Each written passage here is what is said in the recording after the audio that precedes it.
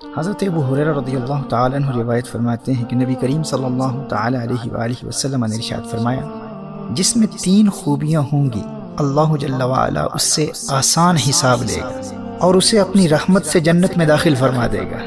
نبی کریم صلی اللہ تعالیٰ علیہ وآلہ وسلم نے ارشاد فرمایا، جو تمہیں محروم رکھے تم اسے عطا کرو، جو تم سے توڑے تم اس سے جوڑو، اور جو تم پر ظلم کرے تم اسے معاف کر دو۔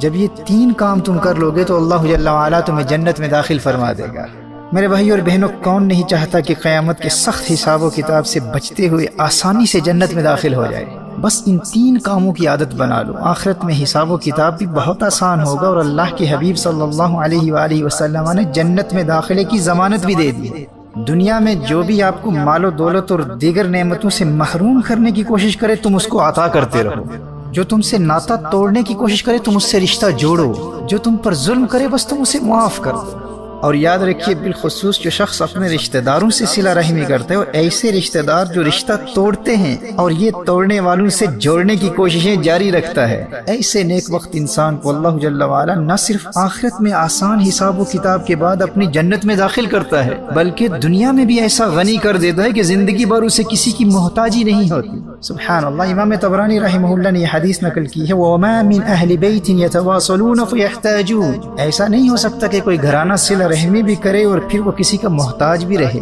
یعنی اپنے رشتہ داروں کے ساتھ صلہ رحمی کرنے والے کو اللہ جل وعلا در در کی ٹھوکروں سے بچا لیتا ہے، اس شخص کو کسی کا محتاج نہیں بناتا، محتاجی سے محفوظ رکھتا ہے۔ اچھا، یہاں یہ جاننا بھی بہت ضروری ہے کہ صلہ رحمی ہوتی کیا ہے۔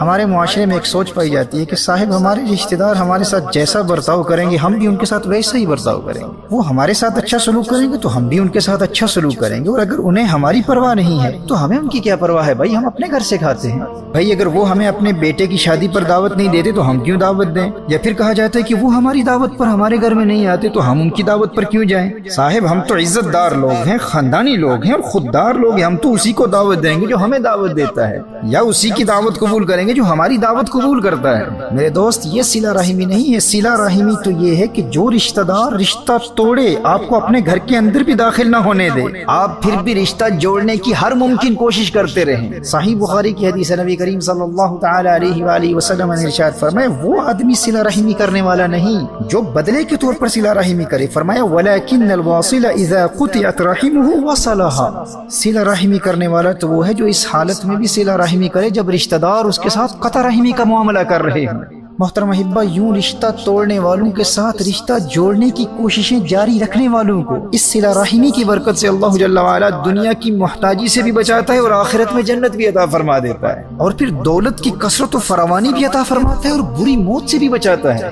حضرت مولا علی کرم اللہ وجہہ الکریم روایت فرماتے ہیں کہ نبی کریم صلی اللہ تعالی علیہ وآلہ وسلم نے ارشاد فرمایا، جو چاہتا ہو کہ اس کی عمر لمبی ہو اور اس کی روزی کشادہ ہو اور وہ بری موت مرنے سے بچے تو اسے چاہیے کہ وہ اللہ جل وعلا سے ڈرے، تقوی اختیار کرے اور صلہ رحمی کرے۔ اللہ اکبر۔ اور حضرت ابن عباس رضی اللہ تعالی عنہما روایت فرماتے ہیں کہ نبی کریم صلی اللہ علیہ وآلہ وسلم نے ارشاد فرمایا، کچھ لوگوں کی وجہ سے اللہ جل وعلا شہروں کو آباد رکھتا ہے اور ان کا مال و دولت خوب بڑھاتا ہے اور اس میں برکت پیدا کر دیتا ہے، اور اللہ نے جب سے ان کو پیدا کیا ہے کبھی ان کی طرف ناپسندیدگی اور ناگواری سے نہیں دیکھا۔ صحابہ علیہم رضوان عرض کرتے ہیں، یا رسول اللہ صلی اللہ علیہ وآلہ وسلم، یہ انعامات ان کو کس وجہ سے دیے جاتے ہیں؟ آقا کریم صلی اللہ تعالی علیہ وآلہ وسلم نے ارشاد فرمایا، بِصِلَتِهِمْ أَرْحَامَهُمْ، ان کی ان کے رشتہ داروں کے ساتھ صلہ رحمی کی وجہ سے۔ میرے دوستو، آج کے بعد اگر کوئی جاہل عامل آپ سے کہے نا کہ فلاں رشتہ دار سے دور رہو، اگر تم اس کے گھر گئے تو وہ تم پر ایسا جادو کر دے گا کہ تمہارا رزق رک جائے گا،